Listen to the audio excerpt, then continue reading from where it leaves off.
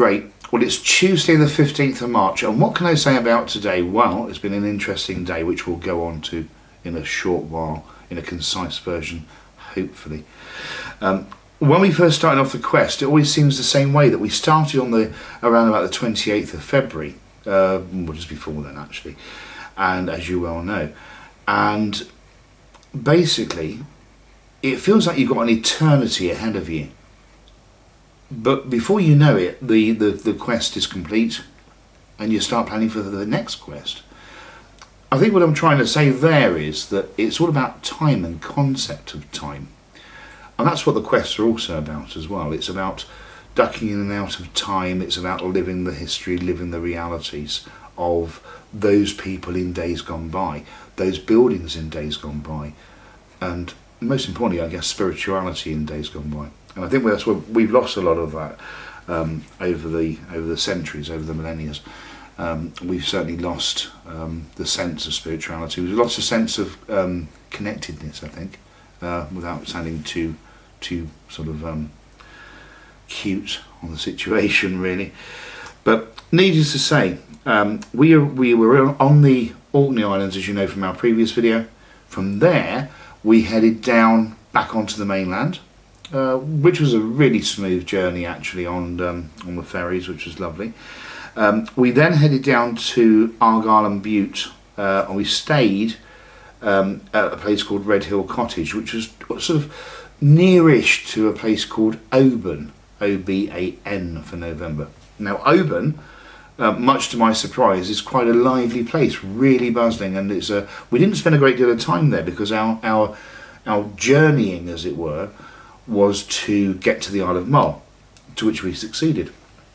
So on the Thursday the 10th of March, we arrived, Thursday just last, we arrived at Red Hill Cottage. We drove on the Friday the 11th of March down to Oban to catch the ferry over to the Isle of Mull. And then when we got over to the Isle of Mull, what a place. We went straight to the first place, which was the Loch standing stones, which are of great interest it said it's where the Ethergalan meet. Now, for those who don't understand the terminology, I guess, there's various books of the Book of the Dead, there's the Book of Angels, there's a Book of Scriptures, there's a Book of Rites, there's a book for everything really, I guess. But when we say book, we don't really mean that, we mean tablets and scrolls, that's what we refer to. So the Loch standing stones are quite significant to the Ethergalan, and the Ethergalan are this almost like this no man land where the living or the lived and the passed over, it's that in between bit, that void, that sense of nothness. It's said that that's where the Ethergalan meet. Although I think it's probably, from my own research, and I think it's probably more fair to say it's where they met, as it were. So, I mean, without sounding too bizarre about the whole thing, you know, people, it's not a portal. It's not what some school of thought to say, oh, it's a portal to another dimension. No, it's not. What it is, it holds a great deal of energy, or did, and it stores it. A bit like a library, I guess, really. And that's what a lot of these places are. They have energy patterns, they have the vibration, they have the frequency. Now, I spoke a lot about that with a very dear fellow today called Peter. I'll come on to that a bit later on, about the vibration and the frequency, which is most important. Loch standing stones, amazing. We couldn't get that close to it, and I think we actually ended up driving onto someone's farmland. Have car will travel was a little bit over the top on this one because we were going down some very treacherous dirt tracks with little ditches and things, but by the grace of God, excuse the pun, but by the grace of God we managed to get to the place, but it was fenced off a little bit, so we couldn't get totally near to it, but we were near enough to get some very good photographs of the Loch standing stones and to feel its energy source, for want of a better term. So that was quite interesting. After there, it's quite interesting. My memory never really serves me correctly from my time before on the Isle of Mull. It's weird. I knew we were going to St Kilda's Church, So as we came away from Loch Standing Stones, I happened to be driving along, oh, there's a church there, and carried on driving.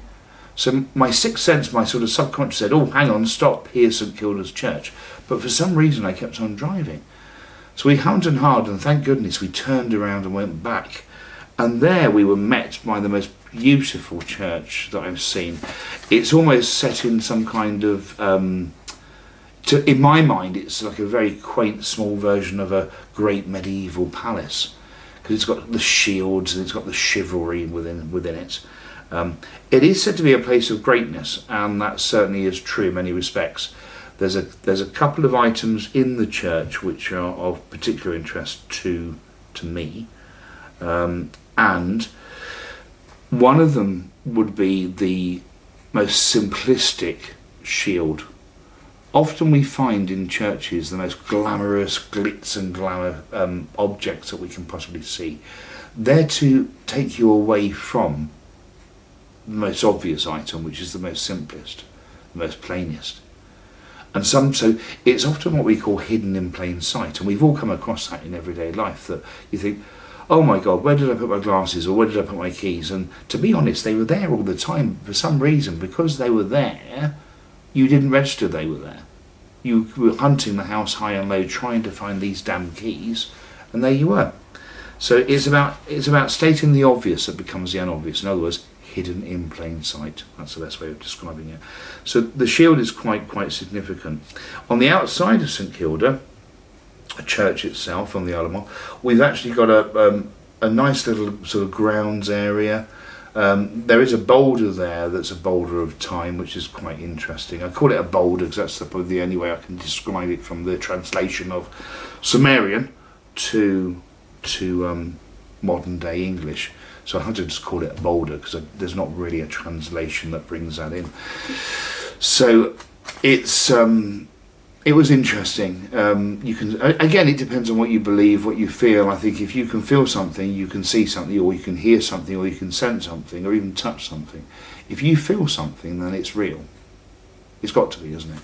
Because that's what reality is. It's by the senses, as we well know, the five senses that we have, and the sixth sense of the afterwards, the aspects of ratio, should we say.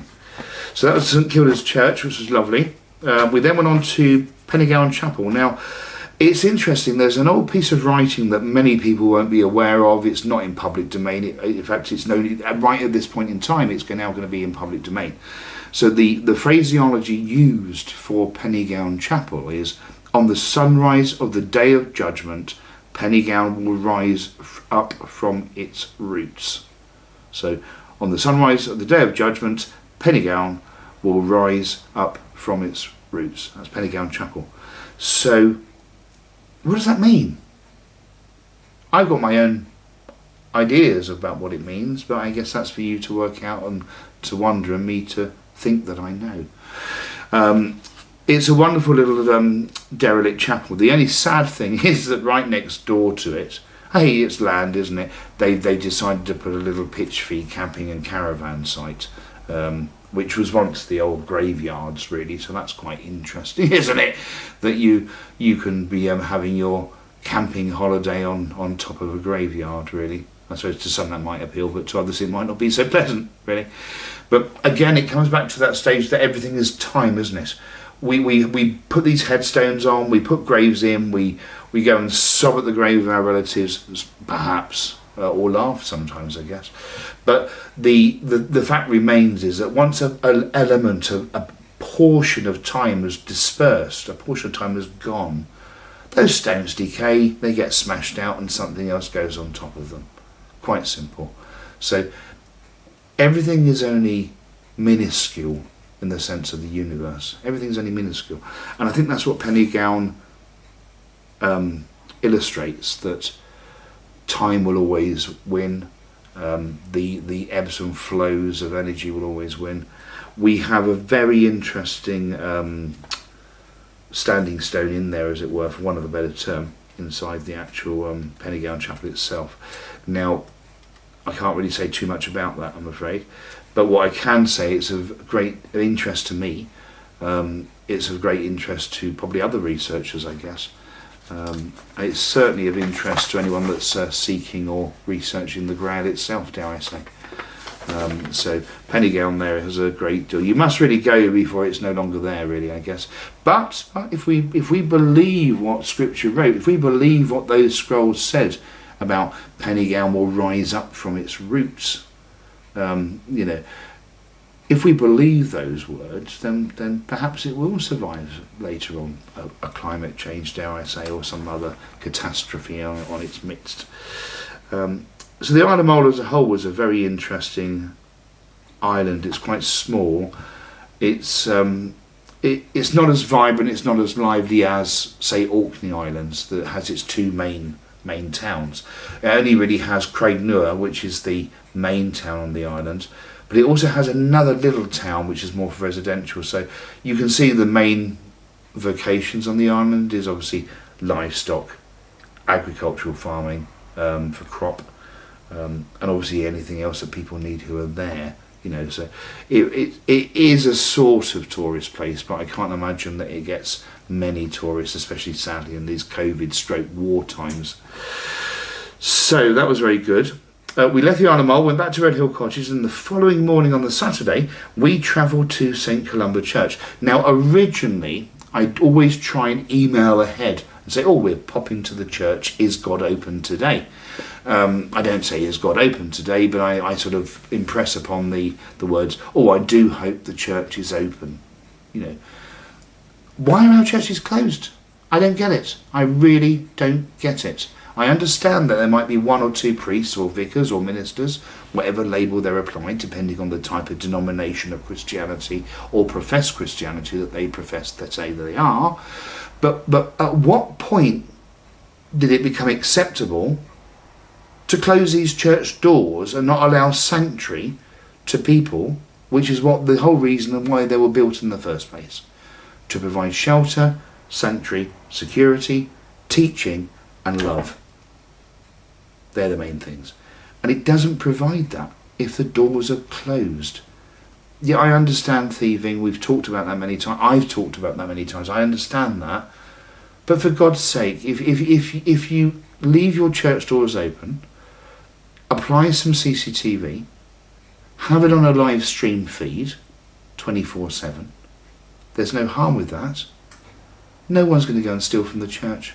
And if they do, they're going to be on live stream 24/7 TV, where there's bound to be a few people at any one point in time watching the live stream CCTV.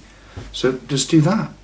Crumbs, if London can do it, I'm sure everyone else in the provinces can do it. So it's beggars belief why our church doors are closed. So it goes against everything in the Bible. It goes against everything in the teachings of Christ. It goes against everything that ministers are supposed to be doing, whatever denomination, priest, vicar, father, whichever. So it really does need to happen, but I don't know how that happens. It just needs people to be a bit more proactive, I guess.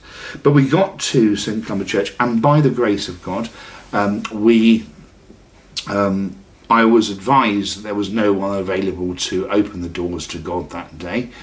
However, as by a fate or a chance of fate, neither say, I happened to be taking a photograph of a little gargoyle around one of the corners, and I heard the little keys rustling. I thought, so mixed it out and trying not to scare the poor lady, who was lovely. Her name was Anne, very friendly. I explained to her she was just making sure the flowers were watered for the service for Sunday. So she popped in to give the flowers a little water. She normally does make the flower arrangements herself as well. Lovely lady. And I explained to her, I said, it's a shame that God's closed today. And she sort of said, well, look, you can have some time and go in and have a look around, which was wonderful. There was some wonderful pictures that we've posted already online. Some will be going into my next book, which is called Route of the Grail Beyond Earth, or Beyond Earth, Route of the Grail. I haven't decided which way around that will go yet. So there's some lovely pictures out of that church there. Now we know that St Columba Church is a Keystone Church, so it's quite useful that we were able to get in. So, things do work in mysterious ways sometimes, don't they? So that was very, very, very nice to be able to get in and see it. Again, had the church not have been closed, I wouldn't have to worry about contacting people. I could just turn up freely as a member of the society of community. They really do need to be open more. Anyway, so that was that. We had a rest day, which was quite thankful actually. And on Monday the 14th, which was obviously yesterday, we went to St. Cuthberts Church. Now, St. Cuthberts Church, beautiful church. As you approach through the, sort of go up the sort of pathway, you're greeted by a rather innate statue, a rather interesting statue, and there's some wonderful architrave, some wonderful architecture on the building itself.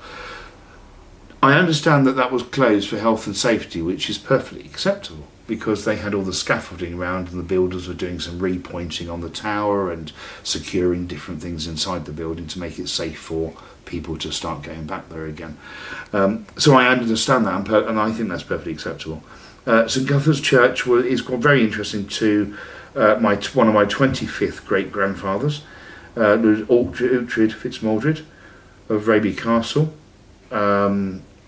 He was born in Durham, Raby Castle, 1075. He died in 1120 at Raby Castle, but he did have connection and interest to St. Cuthberts Church in a district of Durham.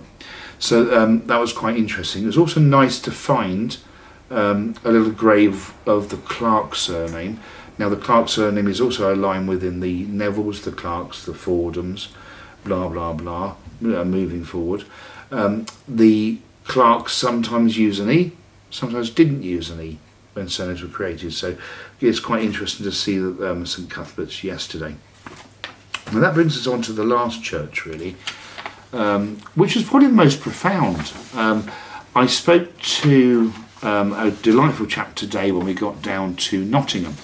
We're staying in Worksop at the moment, so we drove down to Nottingham. We went to All Saints Church at Rayleigh Street, and what a church. It's open, it has opening times and people can go there freely.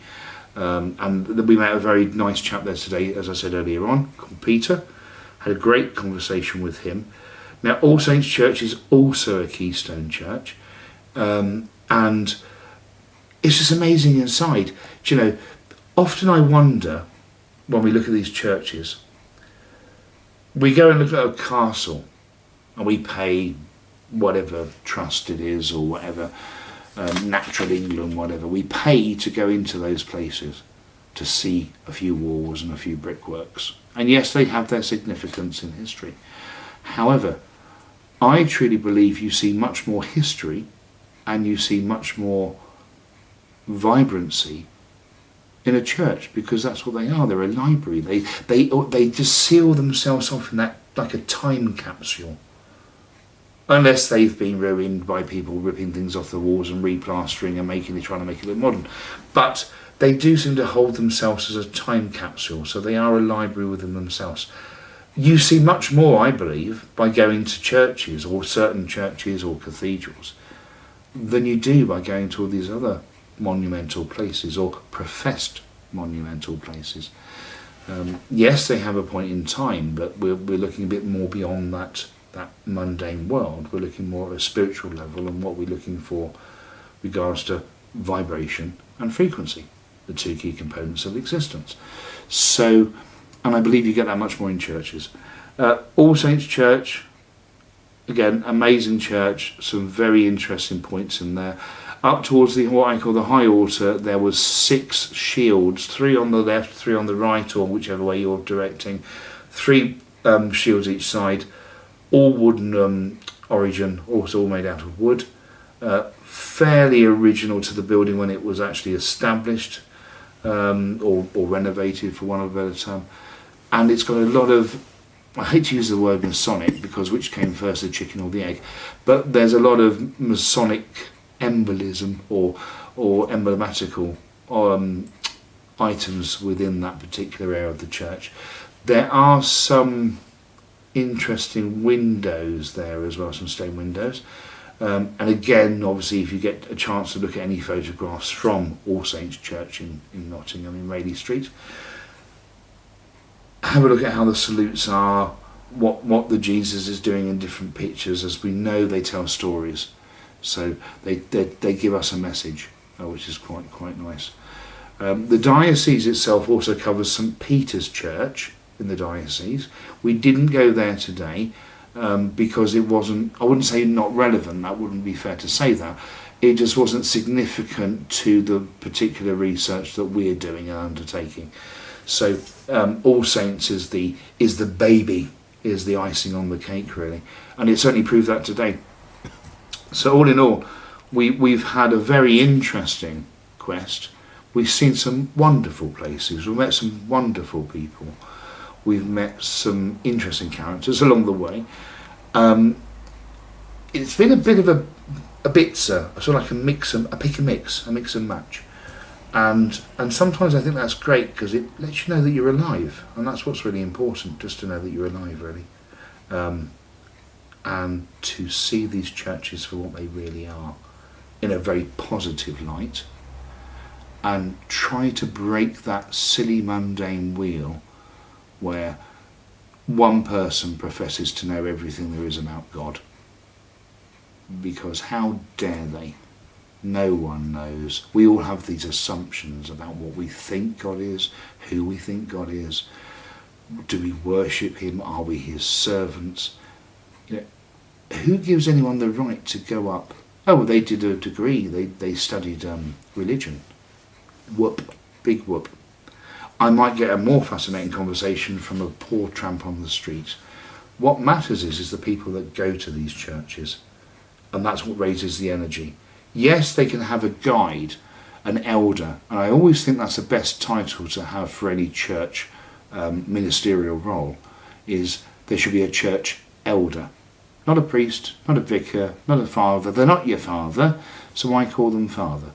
An elder, a church elder, will be the best term to use. So if there's anything that I can take away from my own learning curves, for want of a better term, from this particular quest was, let's have church elders, let's reawaken these churches, and let's keep these blooming doors open.